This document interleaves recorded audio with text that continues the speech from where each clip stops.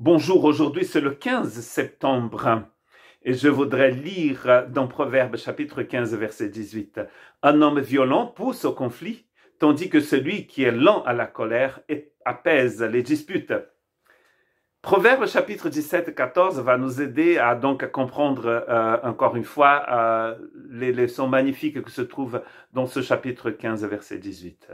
S'engager dans un conflit, c'est ouvrir une vanne. Avant que la dispute n'éclate, retire-toi. Courir. Il faut courir. Parfois, nous pensons pouvoir tout répondre, tout connaître, tout savoir et faire face à tout danger. Mais je crois que le Seigneur nous apprend aujourd'hui que d'être sage parfois, c'est de ne pas faire face à ce danger-là, mais c'est de courir, de se retirer, de courir bien loin. J'ai un ami qui m'a dit, il y a fort longtemps, quand je suis arrivé en France, il m'a dit, Junior, si tu sais qu'il y a un lion dans une certaine rue de ta ville, passe ailleurs. Pourquoi est-ce que tu penses que tu es assez fort pour faire face à ce lion?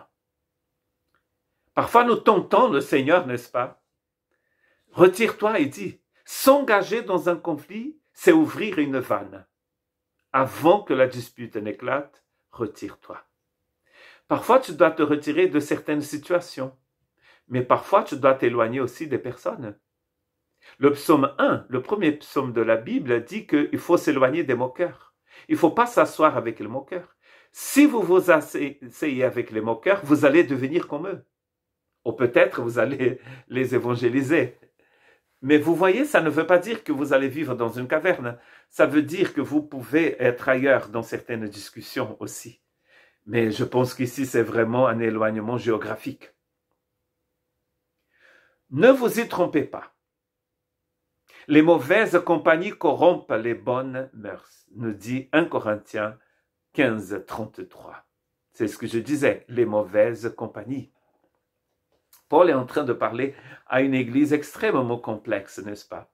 Où il avait des choses terribles au sein de cette église de Corinthe. Des choses que Paul dit même dans la société de Corinthe, dans le monde, on ne trouve pas trop ces choses, n'est-ce pas? C'est incroyable quand on pense que des gens qui se disent disciples du Christ, nous que nous disons parfois disciples du Christ, nous faisons des choses aussi terribles, parfois pire encore que ce que nous voyons dans la vie des gens qui ne connaissent pas le Seigneur. Il est très important de savoir que nous sommes la lumière du monde et qu'on ne peut pas cacher une ville construite sur une montagne. Donc ça veut dire que notre vie est visible, nous sommes bien visibles. Et les gens nous regardent. Mais nous pouvons compter sur la grâce du Seigneur. Et parfois, il faut tout simplement passer outre, marcher sur un autre chemin. Et être sage. Si vous pensez que vous ne pouvez pas faire face à certains défis, peut-être passer du temps avec certaines personnes, restez seul. Restez seul. Quand nous sommes envoyés dans le monde, Dieu nous donne tout ce dont on a besoin pour être dans le monde, n'est-ce pas?